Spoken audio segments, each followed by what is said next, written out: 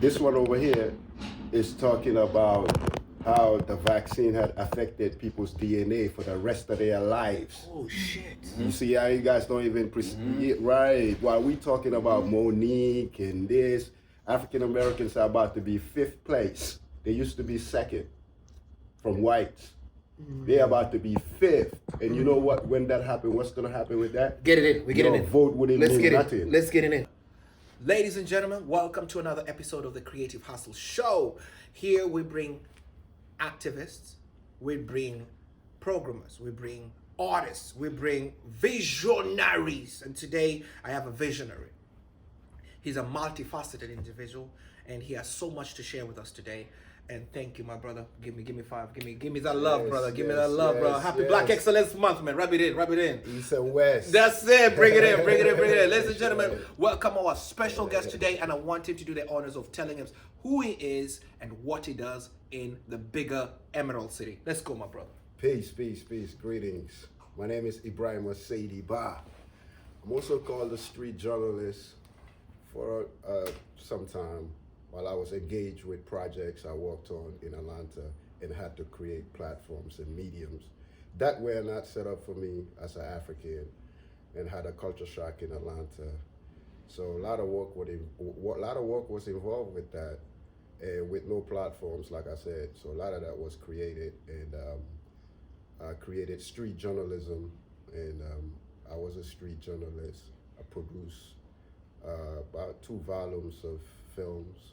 Cool. And books on agriculture, sustainability, and homelessness. I found a lot of Africans homeless in America that were brought here in slave ships like hundreds of years ago. And then it looked like to me like that happened yesterday.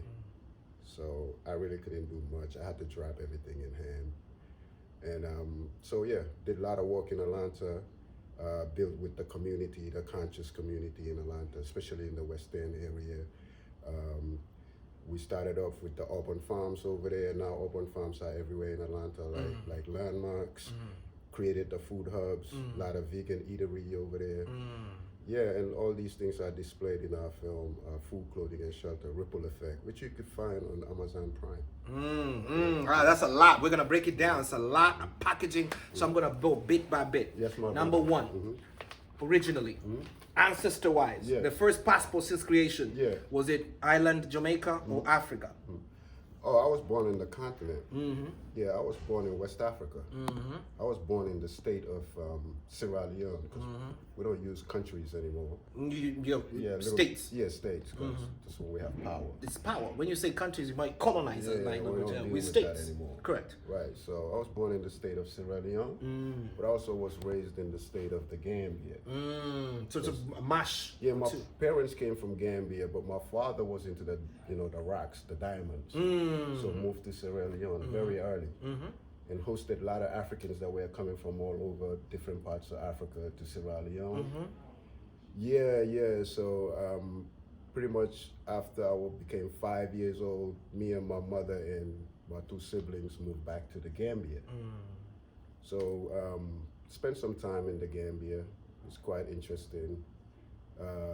My teenage days I left because I found myself in this remote place and I was asking questions. As soon as I was able to, how did my people end up here, back here? It looks very remote. Correct. Desolated. No infrastructure. No inspiration. No inspiration, no schools. The people look like they lost the knowledge.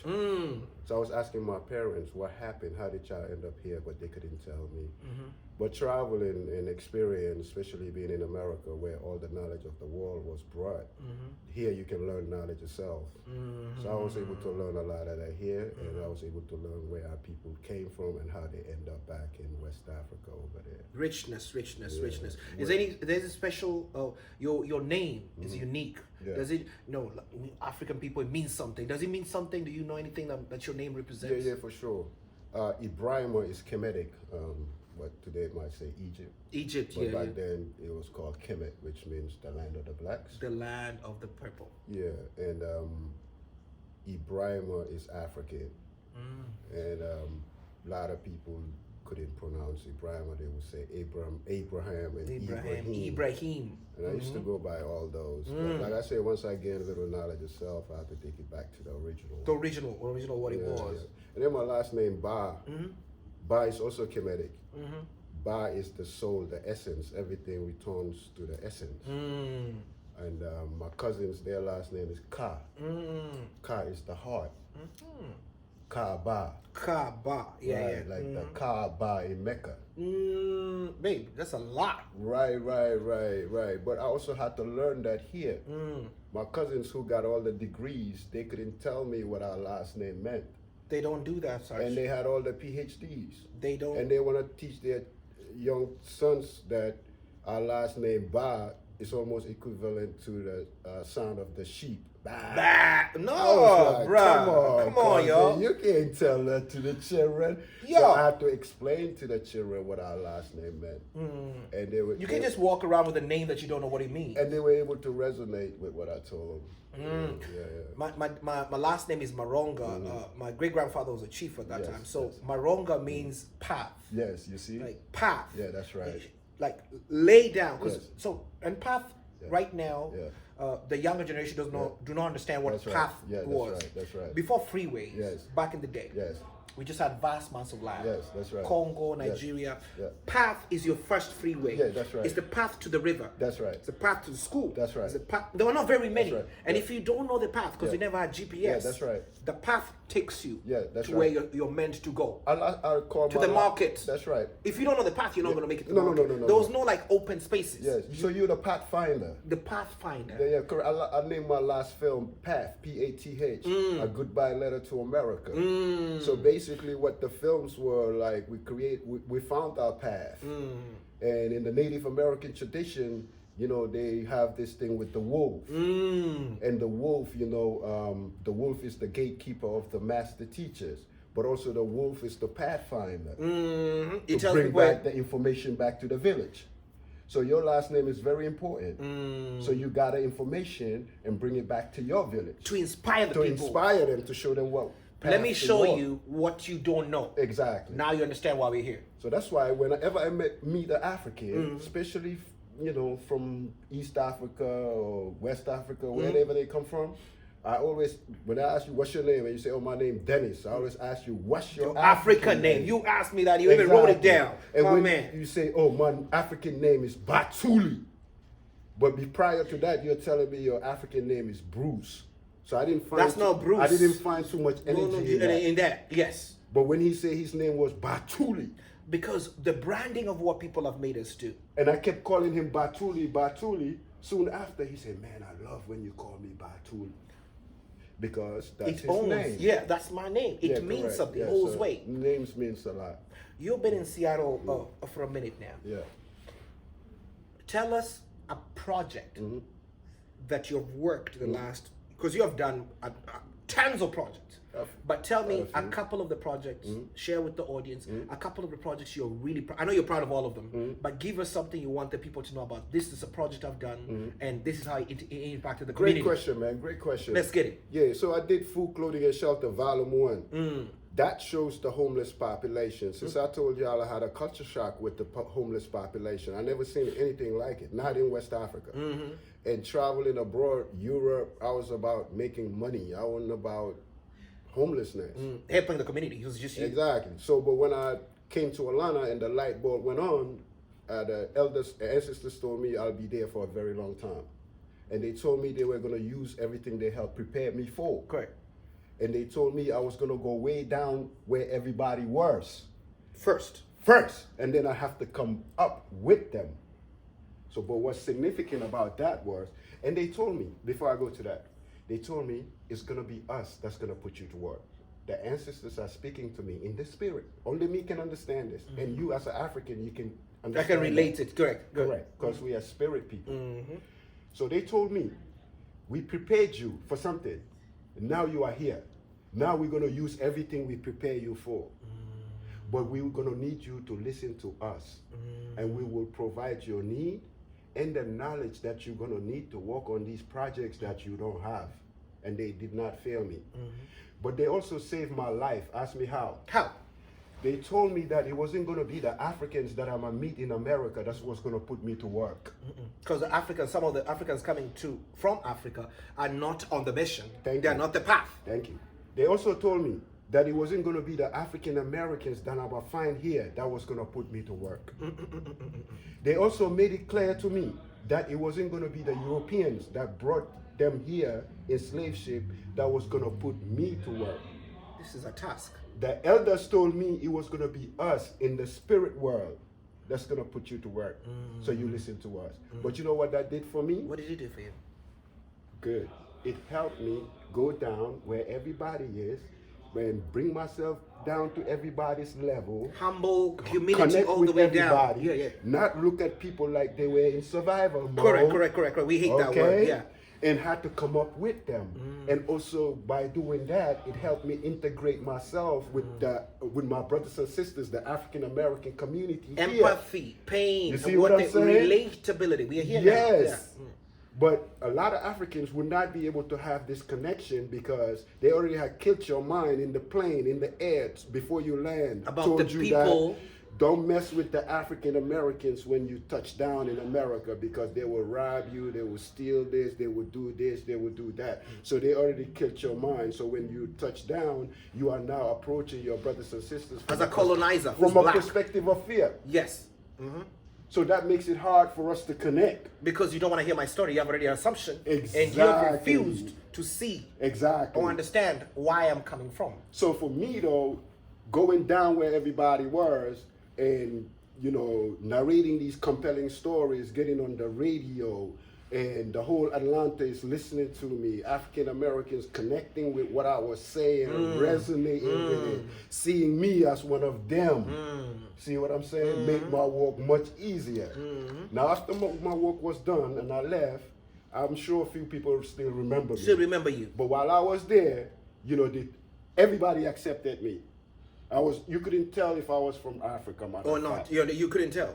You're part of the community. You're part of the fabric. Right. So we produced this film, second film. What's the name of the first film, and what's the name of the second film? So the first film was called Food, Clothing, and Shelter documentary, which is on YouTube. Full documentary. Food, Shelter, and Clothing. Food, Clothing, and Shelter documentary. Okay, what is this about? What's this documentary about? Again, like I said, that was about the homeless situation. Correct. I had a culture shock. Yeah.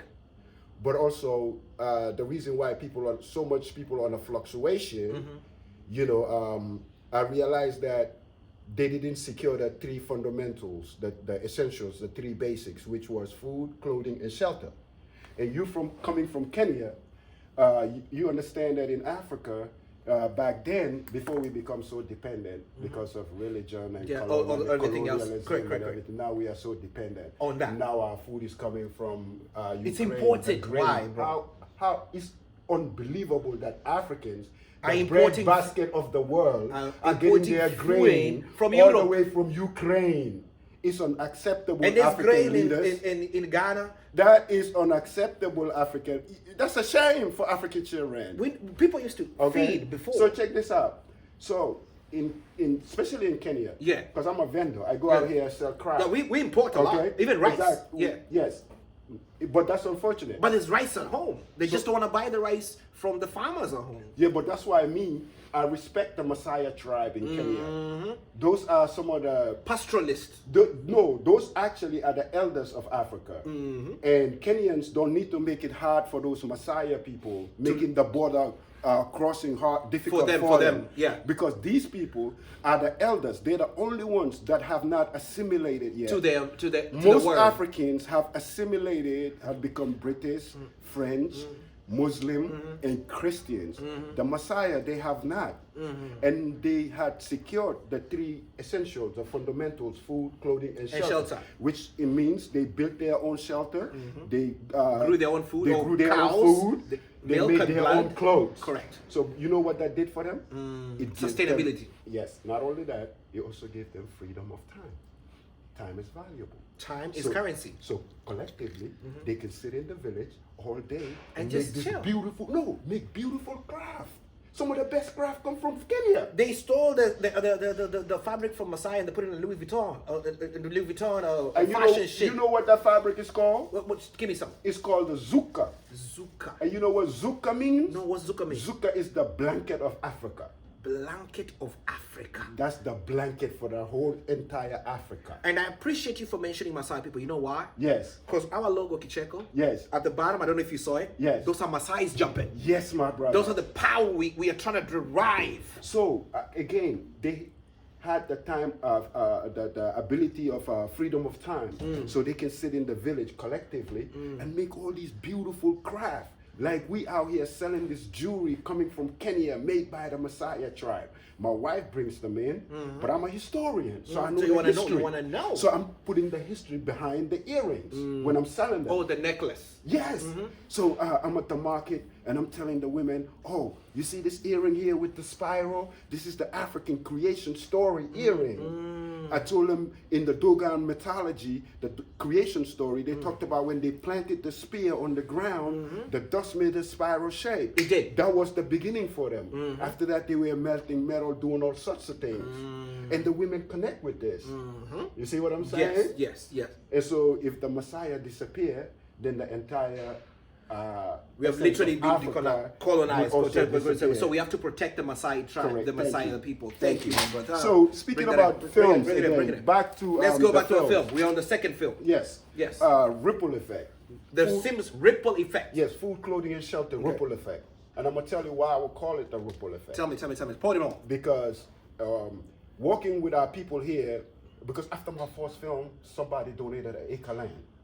Oh, nice. And we used that acre land for agriculture. We started a community garden. Organic called, stuff. Yes, called Pure. Roots of Change. And in this garden, everybody came. We were there just one day a week on Sunday for To 4 hours. Just plant. Yes. Clean it up. And not weeds. only that, socialize, take our shoes off, plant our feet on Get the our dirt, feet on the ground, get the dirt, connected, connect with the ground. You know what I'm Correct. saying? Yeah. Connect with each other. Correct. Come to each other's level. Yes. You know what I'm saying? Make food in the farm. In the farm, yeah. So a lot of things happen in that farm that help us heal.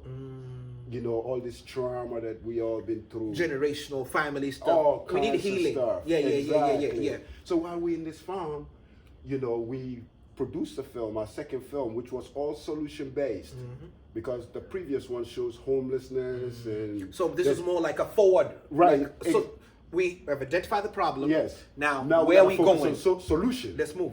And so since Alana saw what I was able to do by myself with my first film, funding it all by myself with copper bracelets for 10 years, on the corner, banging, telling people I'm working on a film from Africa.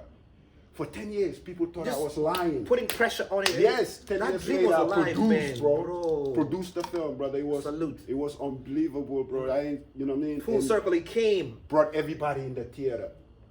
Even though the technical aspect of the film was immature because it was my first film, but I was inspired and I had a message, and you can hear that message in my voice. You can hear that message everywhere. The whole visual had the message.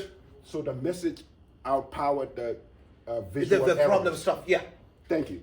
But then, so when Atlanta saw that though, my second film, the whole Atlanta had their hands on. Everybody helped out. The radio station, the co-op, everybody.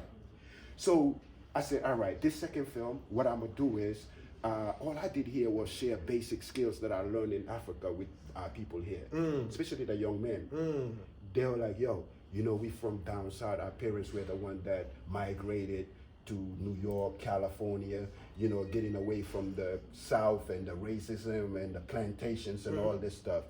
But they are telling me, we the children are now coming back. We found out that actually the land is the power and agriculture is our culture. There is no culture without agriculture. Agriculture. There is No culture without agriculture. Mark that, guys. All Mark right? that. So Yeah. when the children came, start working with me and helping me, and we getting stuff done, now their parents start coming. Ooh. You see what I'm saying? Then it's expanding now. So I said, I'm gonna give African Americans a deeper meaning of agriculture. So I went and did my research. I came up on a book a friend refer to me, called the Science of the Dogon. Science of the Dogon. The Dogons are like the Messiah, very ancient tribe. Actually, one of the most advanced African tribes, the Dogon tribe. Dogon tribe, Mali. Right. They were the ones that told us about the planets that we came from Sirius B. So they told us about Sirius A, B, and C without the telescopes. And then maybe 60, 100 years later, then the Europeans told us about these things with their telescopes. Yes. These people still have festivals that they celebrate the 25-year cycle. Right. They know about the zodiac. They know about all these things.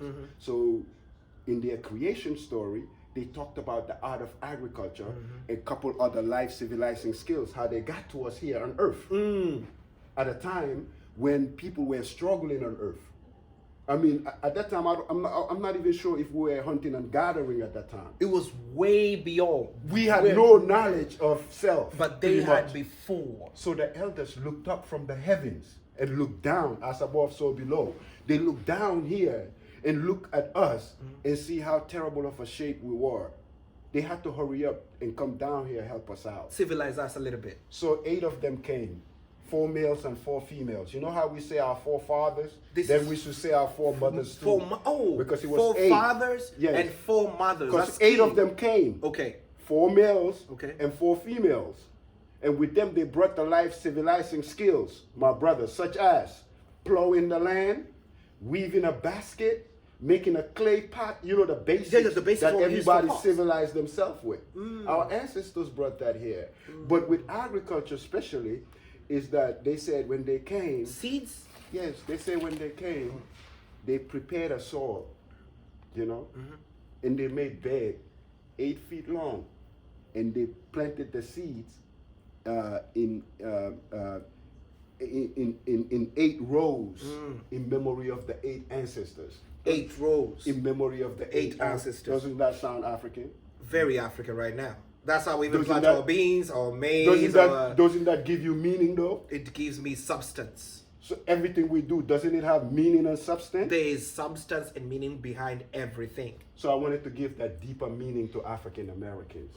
And Same vibes, same foundation. Yes. Tell the story with the same foundation. Yes. So that these people too, this group of people, yes, they have history. They're not just some. No. They The didn't reason find why they came here actually was agriculture. They didn't- mastered that more than anybody else. That's what cotton came. Actually, there was no such thing as an American menu till black folks got here. But that's another story. That's another. We have another day for that. Okay, great. Correct, yeah. Yeah. So, giving them the deeper meaning of agriculture, you know, give us the chance to be inspired to work on these projects, create products in the farms. You know, see the importance of agriculture, how it had saved lives before, how we were in ignorant state of mind. And, you know, with these skills, we were able to get ourselves out of these states. To me, I feel and believe that today we're gonna use agriculture all over again to alleviate some of these sufferings and some of these Well, there's processed food everywhere. Exactly. All right. But also what that film also does was it shows how an African came to America, you know what I'm saying, and went down where everybody was and integrated himself with the African American community and produced these projects that's going to help African Americans and Africans, especially the ones that are living here going to Africa. So when they get to Africa, instead of everybody looking at them like tourists or something else, it should be brother. The film would help them to show how this man came and integrated with us like this. So when we go over there, we should also be integrating ourselves with the natives just like this. Otherwise, we might be looking at them from a survival standpoint, or we might be over there on the corner doing our own thing, and the natives wouldn't like that. I spoke about that shit. I spoke about that stuff on my stand-up comedy last weekend. That I love when people are going back to Africa. You know, the movement about You're the going back to comedian Africa. that everybody keeps telling me about. I bring the continent to the people. Everybody told me about you, man. I appreciate finally you, bro. made, Let's bro. get Yes, these sir. stories. Blessings. Let's get these stories That's around, right. brother. You're giving me so much content on my Thank you next so show much. because I need to know. Exactly.